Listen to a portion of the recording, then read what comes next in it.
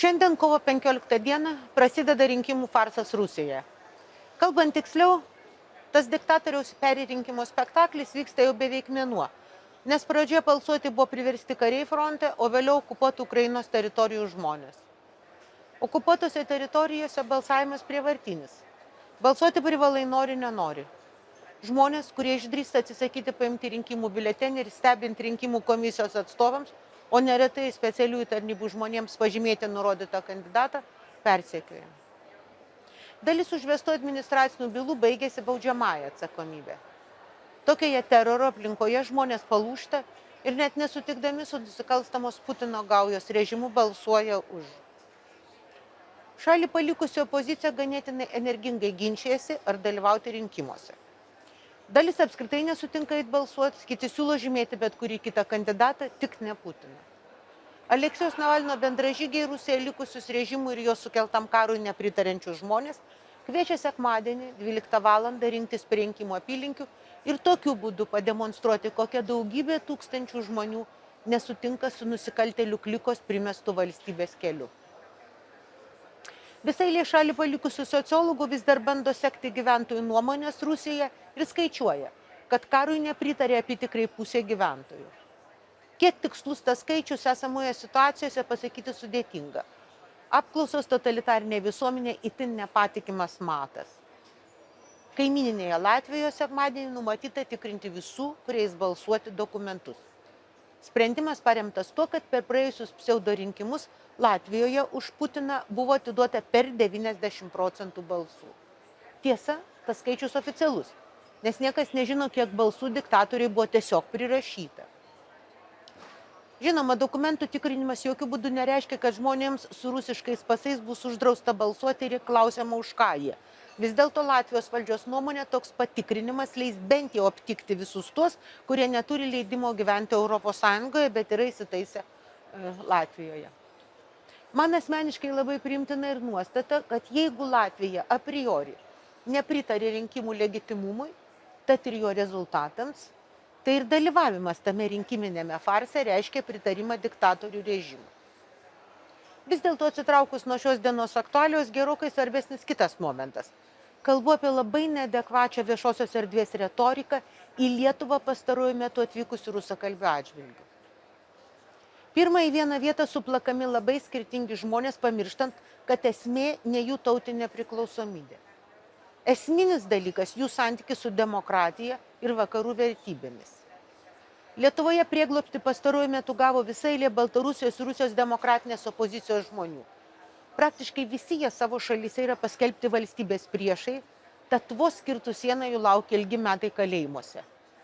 Didelė dalis jų turi vadinamąjį inoagentų arba užsienio agentų statusą, kai kurie nuteisti už akių ilgiems metams vien už tai, kad atvirai kalba apie karą Ukrainoje, linki sėkmės Ukrainos kariams ir skelbia informaciją apie tai, kas vyko Bučioje ar Mariupolyje. Tai žmonės, kuriems Lietuva privalo padėti be jokių išlygų.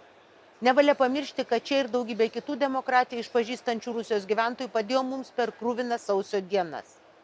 Jau kitą dieną, sausio 14-ąją, jie Maskvoje suorganizavo patį didžiausią kada nors vykusi demokratinių jėgų mitingą. Virš Maniežo aikštės tada pleveno šimtai Lietuvos trispalvių, žmonės skandavo laisvę Lietuvai. Toks spaudimas išgąsdino Gorbačiovo administraciją ir be abejo buvo vienas iš veiksnių, lėmusių, kad tuometinis okupacinis režimas atsitraukė. Padarumas neleidžia pamiršti istorijos, o jos nutylėjimas niekur ir niekada prie gero nepriveda. Na tai demonstruoja ir pastarasis karas Ukrainoje.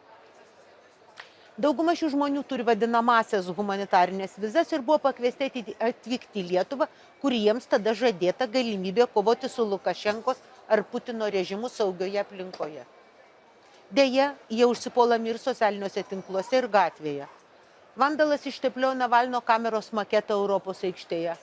Galiausiai šią savaitę jau visai rimtai nukentėjo vienas iš ryškiausių Lietuvoje apsistojusių Putino kritikų.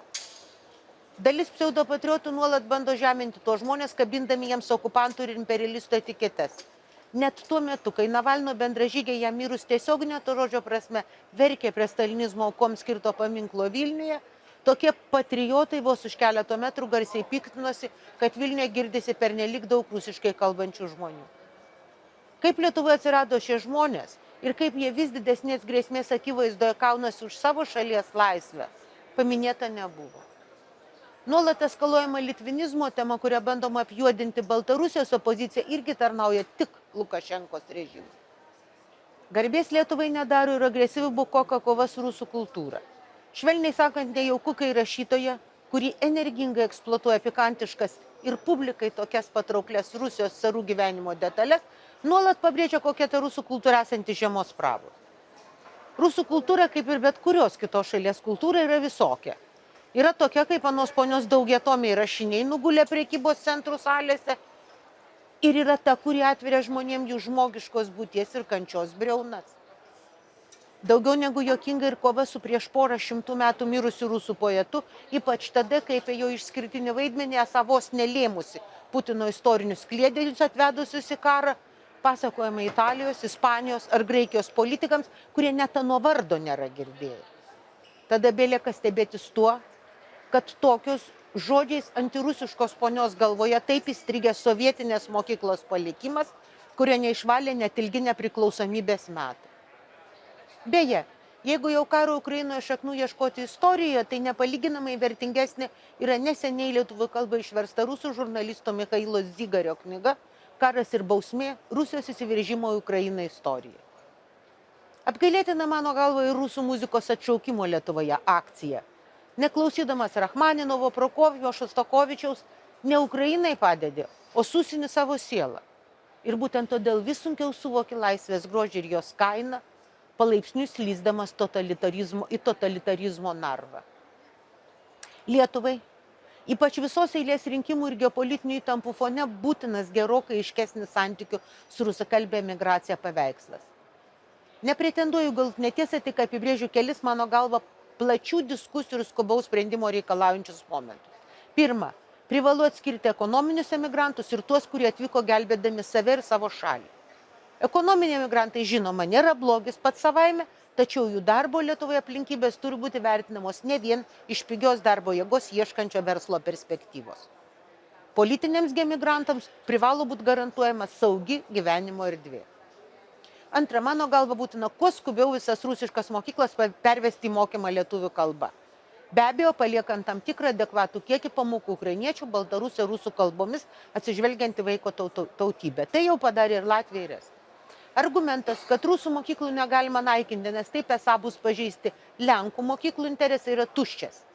Neteko girdėti, kad kuri Europos valstybė emigrantams garantuotų valstybinės mokyklas, kurio mokoma jų gimtosiomis kalbomis.